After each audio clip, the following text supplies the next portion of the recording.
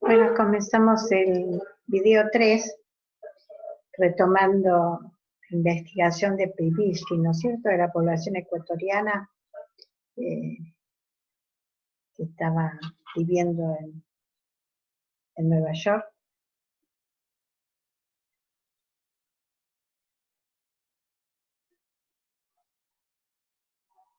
Discúlpenme un minuto, me parece que no está grabando. Ah, perfecto.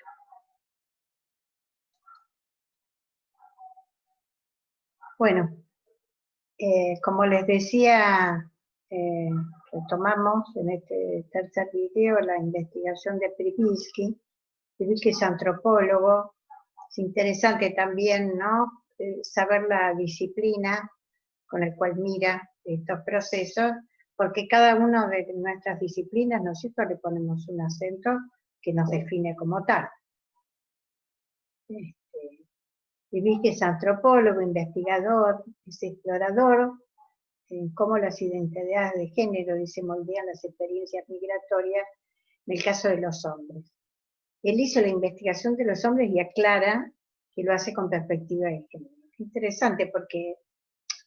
digamos, me empiezan a aparecer, ¿no?, hombres que les interesa hacer trabajos de investigación con la mirada de perspectiva de género, que la perspectiva de género no deja nunca afuera a los hombres. Lo que busca es la igualdad, y no porque hombre y mujer sean iguales. Estamos hablando de igualdad de derechos, igualdad de oportunidades. Después, el hombre es el hombre, la mujer es la mujer, la homosexualidad dentro, ¿no es cierto?, la identidad de mujeres lesbianas es una, no quiere decir que dos lesbianas tengan que ser iguales, dos homosexuales, hombres no tienen por qué también cursar su homosexualidad y su identidad igual. Estamos hablando de igualdad de oportunidades, igualdad de derechos, sin asimetría. Después, la singularidad de cada uno sigue siendo respetada en función de su propia historia. No es que el género lo va ahora a generar, ¿no es cierto?, una homogeneidad. No, siempre es lo diferente, respetar la diferencia. Estamos hablando de igualdad en igualdad de derechos, por eso perspectiva de género y perspectiva de derechos humanos, la no discriminación y la igualdad. Pero qué interesante, digo, que un hombre empieza a querer investigar para ver estas cuestiones de identidades de género y cómo la migración puede atravesarlos de una manera que impacta sobre los roles que pueden tener los hombres y las mujeres. El libro está en inglés, pero la idea es lograr evidencias, es en el territorio donde ocurren los acontecimientos, como la movilidad de acciones que van impactando en la subjetividad de los protagonistas y se pueden mover de sus estereotipos de género, o sea, lo que se espera de las maternidades y las paternidades transnacionales. Esta investigación muestra lo diferente que puede ser a lo que se llama el abandono, ¿no es cierto?, la violencia o la imitación. Me parece interesantísimo este interés, sobre todo, de Jackson. Bueno, el género tiene el poder de determinar las oportunidades de trabajo en el mercado laboral. Esto lo sabemos, ¿no es cierto? El género femenino llega siempre en la estructura de poder, en las empresas multinacionales. Sabemos que llegan a un lugar. Después el resto es captado, ¿no es cierto?, por los hombres. Esas son las cuestiones de poder y las cuestiones de estereotipo que dinamizan, ¿no es cierto?, un tipo de dominación. Lentamente las mujeres van peleando por sus derechos, se van capacitando, ¿no es cierto?, van teniendo sus profesiones, sus disciplinas, que les van permitiendo ir ocupando los lugares y haciéndose merecedoras por su conocimiento y por su praxis. Sorensen afirma, por lo tanto, se supone que da forma al comportamiento de las remesas. Esta cuestión, aunque generalmente los hombres migrantes tienen acceso a trabajos mejor pagados que las mujeres, Se suele asumir que las mujeres no solo envían una mayor proporción de sus ingresos, sino que también lo hacen con mayor frecuencia y constancia. Bueno, siguen haciendo este análisis, ¿no es cierto?, más allá de lo que expliqué al principio, de las asimetrías que sigue habiendo en cuanto a oportunidades y desigualdades, siguiendo hablando de lo transnacional, cómo la mujer se siente más en esa posición, como decíamos antes, ¿no?, que a lo mejor podría mandar un poquito menos de su remesa para ella también poder respetar su propia dignidad y sus propios derechos, ¿no es cierto?, si bien ha dejado sus hijos, y ella tiene que hacerse responsable de eso. Fíjese la diferencia, que una mujer va a mandar quizá mayor parte de su remesa o toda desde este lugar estereotípico y moral de la madre abnegada, y por ahí los hombres se permiten mandar menos para darse su vida digna, que no está mal. Lo que se va dinamizando en las investigaciones es cómo se expresan estas identidades de género y estos estereotipos, ¿no es cierto?, en función de expresar la igualdad o la desigualdad en función de las acciones que toman, ¿no? La binaridad como paradigma de mirada. Los estudios de los diferentes autores que he consultado, leído, estudiado, las investigaciones en familias transnacionales, tanto maternidades como paternidades transnacionales, las cuales poseen sus propias características, ¿no es cierto?, sufrimientos, experiencias de desarraigo,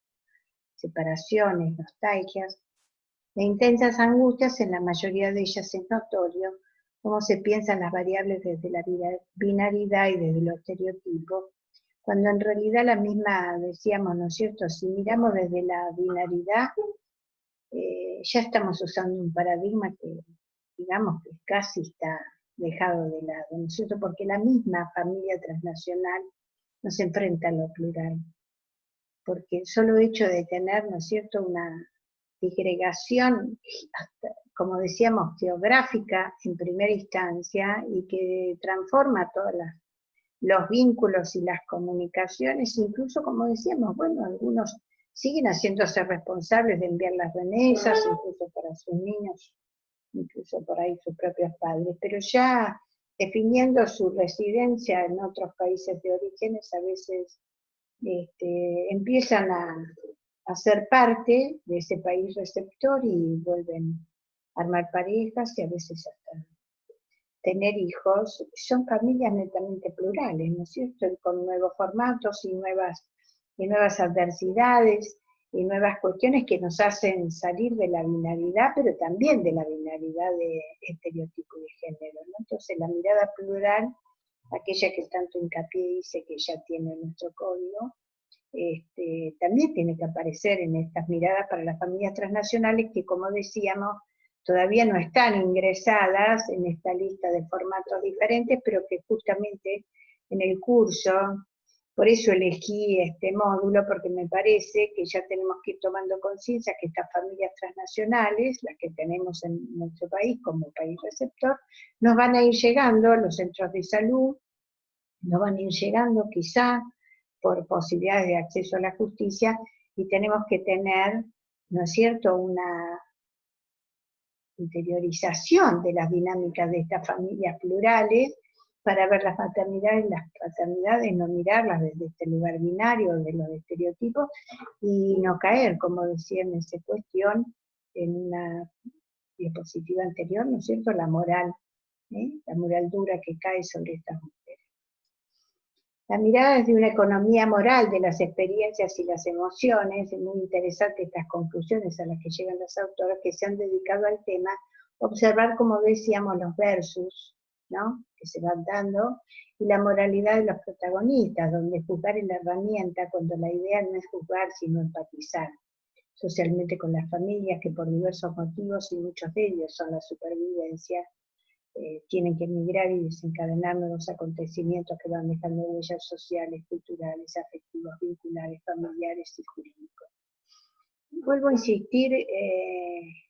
que para poder intervenir tenemos que comprender, ¿no?, las situaciones sociales, coyunturales,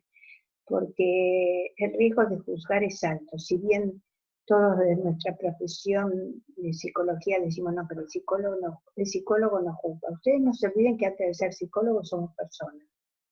La psicología es una disciplina, pero intervenimos con nuestra persona. Entonces, creo que justamente el paradigma de la herramienta de perspectiva de género, el paradigma de los derechos humanos nos permite, aún en el espacio jurídico y aún para los jueces que tienen una función de juzgar, pero juzgar que la vida de las personas, los estereotipos que deberían tener esas personas, no. El juez va a juzgar aquellas conductas que han transgredido una ley o que vulneran los derechos, no va a juzgar desde la moral. Por lo tanto, esto de empatizar nos atraviesa a todos los operadores jurídicos, y ni que hablar a los operadores de salud mental, ¿no es cierto?, lo que es la clínica. Poner la lupa únicamente en la maternidad, paternidad o la niñez transnacional, afirman los autores, le saca valor a otros actores que brindan cuidados en el marco de los acuerdos alcanzados en el seno de las familias transnacionales. Se ignora el rol central que tiene el Estado en la vida de esta familia, ¿no? Como indica Bogen, las posiciones de la familia transnacional están plagadas de decisiones difíciles, emociones ambivalentes, negociaciones múltiples frente a acciones muy limitadas. Las cadenas de cuidado y los migrantes y derechos humanos, podemos decir la cuestión de los derechos y el trato que reciben las personas migrantes que trabajan brindando cuidados, constituyen un importante asunto que atañe a los derechos humanos, ¿no? Y ocupa una posición incómoda entre las políticas de migración por un lado y las de desarrollo por el otro. Asimetrías de poder donde los territorios marcan sus estratos sociales regionales, también subraya las asimetrías de poder existentes en el debate entre los socios del norte y del sur. Proporcionar los derechos laborales a los trabajadores domésticos migrantes contraviene de alguna manera los esfuerzos actuales en el plan de retorno y de migración temporal en el campo de las políticas migratorias que marcan cada uno de los países, ¿no?, o de los continentes. La cooperación judicial internacional suele denominarse de cooperación procesal internacional, cooperación jurídica y judicial internacional, cooperación judicial internacional, asistencia jurídica internacional, asistencia judicial mutua, entre otros, en el marco del presente artículo que llamaremos cooperación judicial internacional y cooperación judicial interamericana.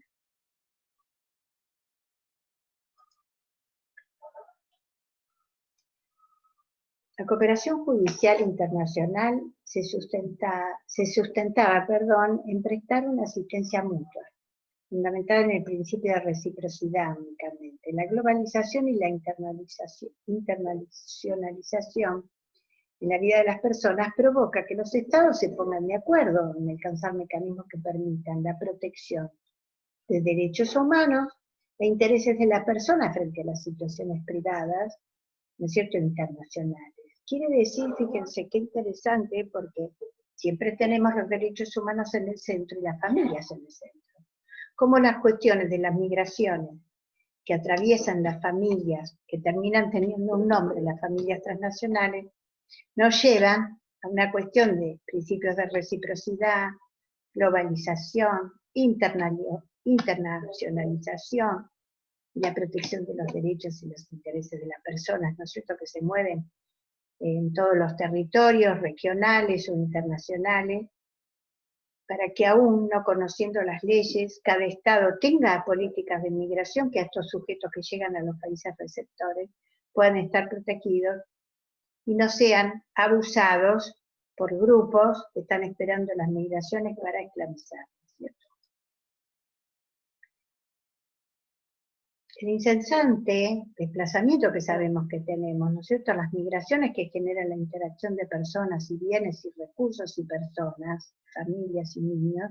genera un aumento de los litigios en los tribunales y otros factores que introducen elementos extranjeros en el proceso, determinan la necesidad de una cooperación procesal judicial a nivel internacional. Para esto la OEA, más derecho para más gente, dice la Red de Cooperación Jurídica Hemisférica en materia de derecho de familia y niñez, comprende la cooperación judicial y asistencia mutua en estas materias, la cual se fundamenta principalmente en la Convención Interamericana sobre Obligaciones Alimentarias, que desde 1989 la Convención Interamericana sobre Restitución Internacional de Menores, en 1989, ¿no es cierto?, con la Convención Interamericana sobre el Tráfico Internacional de Menores, en 1989, y la Convención Interamericana sobre el Conflicto de Leyes en materia de adopción de menores en 1984. En 2006 recomendó la cooperación jurídica a los Estados partes de convenciones interamericanas sobre el derecho civil, comercial y de familia, y en el 2008, ¿no es cierto?, reafirma sus máximos esfuerzos para lograr acceso a la justicia para los pobladores de las Américas por medio del intercambio de experiencias nacionales y cooperación jurídica en materia de derecho civil, comercial, de familia y de niñez.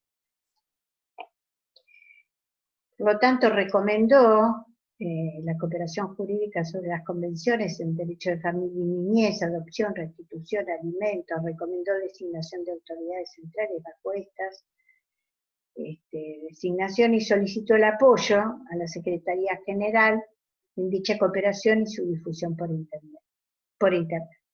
Recomendó considerar ratificar el Convenio de la Haya de 2007 sobre alimentos.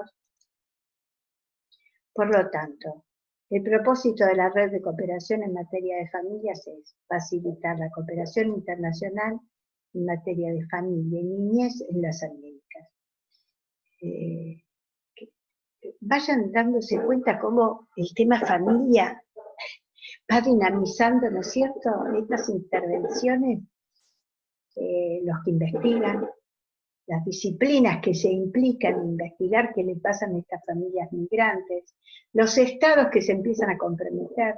y a tener políticas públicas, y la interactividad regional e internacional, ¿no es cierto?, para esto, para lograr una cooperación en materia de familia y facilitar esta cooperación internacional que no hace más que intentar proteger a todas las familias y a la niñez de toda América. Desde el aumento de la globalización, que ustedes saben cada vez es más grande, salvo en estos momentos que estamos en pandemia, y obviamente se ha frenado toda circulación, pero también a su vez ha aumentado los conflictos de carácter internacional entre personas de distintos estados, planteándose de esta manera un reto a los procesos de integración, los cuales deben respetar y garantizar los derechos civiles, políticos, sociales, económicos, culturales y ecológicos, y por sobre todo los derechos humanos cuando hablamos de personas migrantes, sus familias transnacionales, de niños, niñas y adolescentes. Los asuntos jurídicos susceptibles de presentar aspectos transfronterizos, como se les dice, haciendo necesario establecer nuevas soluciones en el marco de la cooperación judicial internacional.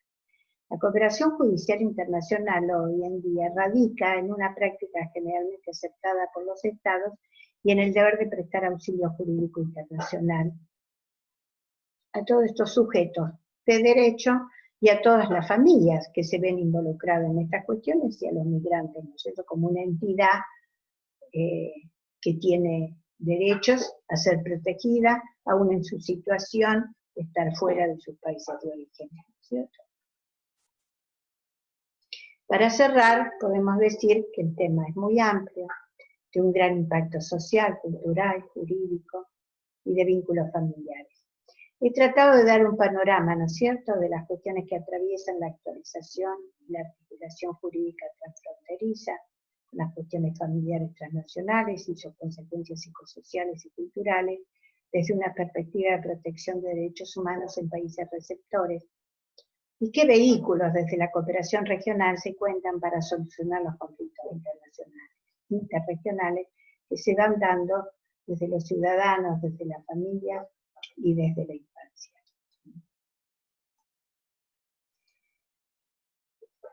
Sin antes decir, ¿no es cierto?, que muchas gracias por la presencia de ustedes, por sus motivaciones, y sobre todo al Instituto de Investigación en Psicología Jurídica y Derechos Humanos, y a sus directoras Natalia Smith, y a las colegas, distinguidas colegas que trabajan duro a su lado, y gracias a Álvaro por su dedicación a nivel tecnológico para que esto sea posible a nivel mundial. Desde ya Les estoy muy agradecida y espero que el curso les sea útil y, como les dije anteriormente, me encuentro a su entera disposición y vuelvo a remarcar lo que dije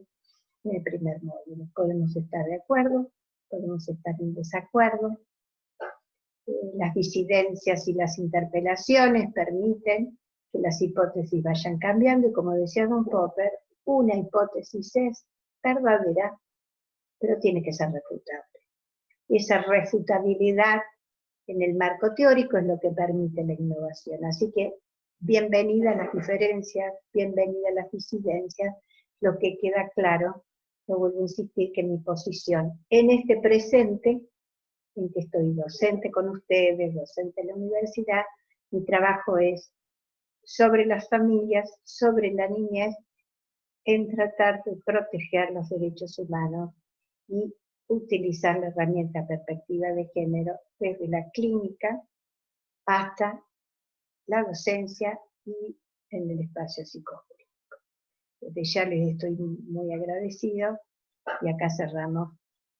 el módulo de familia transnacional. Muchísimas gracias.